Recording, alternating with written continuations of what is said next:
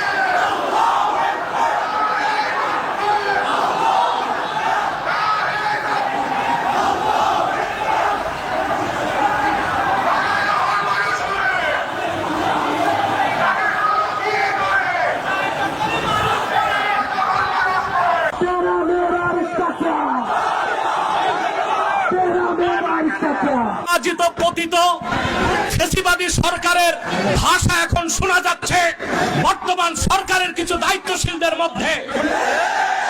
যেভাবে 16 বছরের ফ্যাসিবাদ ভেসে গেছে, আরেকটা বিপ্লবের তরে মার্কিন দালাল যারা বাংলাদেশে মার্কিন এজেন্ডা বাস্তবায়ন করতে চাও তারাও ভেসে যাবে।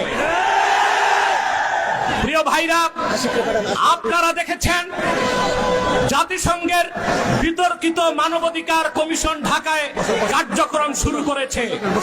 আমরা এটা চাই নাই। পৃথিবীর 16টি যুদ্ধ বিধ্বস্ত রাষ্ট্রে জাতিসংঘ মানবাধিকার কমিশন কাজ করে। আমার প্রশ্ন, বাংলাদেশ কি যুদ্ধ বিধ্বস্ত না স্বাধীন বাংলাদেশ? তাহলে এখানে জাতিসংঘের মানবাধিকার কমিশন কেন? তাহলে বোঝা যাচ্ছে মার্কিন দালালরা বাংলাদেশকে যুদ্ধের দিকে ঠেলে দিচ্ছে। এক সাগর রক্তের বিনিময়ে হলেও 55,000 বর্গ মাইলের বাংলাদেশের কোন 1 ইঞ্চি জায়গায় মার্কিন আগ্রাসনকে প্রতিষ্ঠিত হতে দেওয়া হবে না, হবে না, হবে না। প্রয়োজনে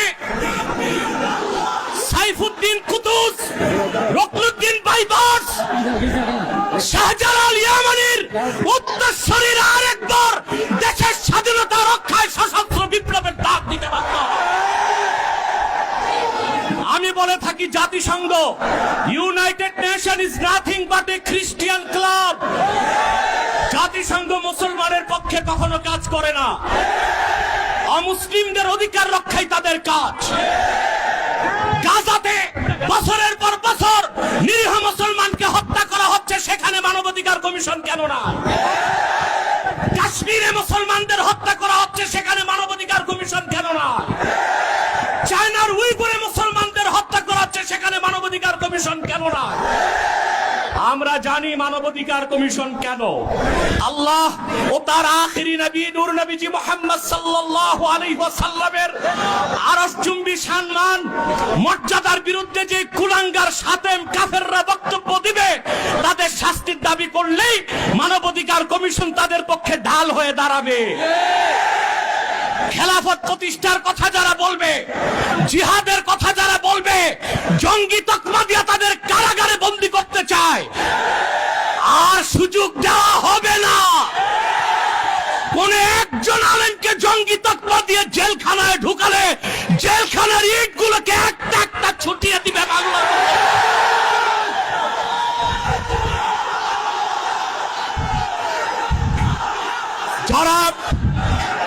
যারা শরিয়া রাষ্ট্র চায়, যারা জিহাদে বিশ্বাসী, তাদেরকেই পশ্চিমারা জঙ্গি বলে।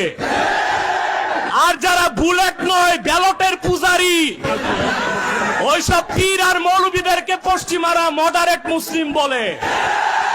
তারা মডারেট মুসলিম না, মুনাফেক মুসলিম। প্রিয় ভাইরা, জঙ্গি শব্দের উৎপত্তি কখন থেকে? টুইন টাওয়ার হামলার পর থেকে পশ্চিমারা প্র্যাকটিসিং মুসলিমদেরকে প্রশ্নবিদ্ধ করতে, জিহাদের বিরোধিতা করতে জঙ্গি শব্দ আমদানি করেছে। আর পশ্চিমাদের পাঁচাটা গোলাম প্রথম আলো কর্তৃপক্ষ এই জঙ্গি নাটকের পক্ষে তাদের বুদ্ধিভিত্তিক সহযোগিতা করেছে। সেজন্য আমি বলবো, মুজিবের 32 নাম্বার যদি ভাঙ্গা যায়, প্রথম আলোর অফিসকে মাটির সাথে ঘুরাই দিতে হবে। এটাই বাংলাদেশের আলেমদেরকে জঙ্গি তকমা দেবার ন্যারেটিভ তৈরি করে। জঙ্গি, আমি বলি জঙ্গি খারাপ না, জাং থেকে জঙ্গি। জাং মানে যুদ্ধ, আর জঙ্গি মানে যোদ্ধা।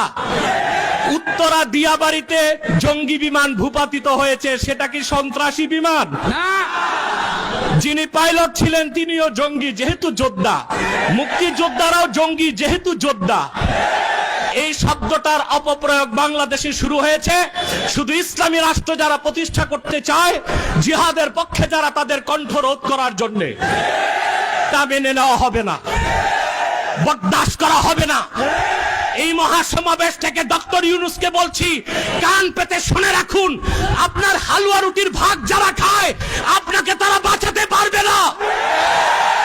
অনতি বিলম্বে উলামায়ে কেরামকে জঙ্গি তকমা দেওয়া বন্ধ করতে হবে। যে সমস্ত নির্যাতিত আলেম কারাগারে আছে, তাদেরকে মুক্ত করে দিতে হবে।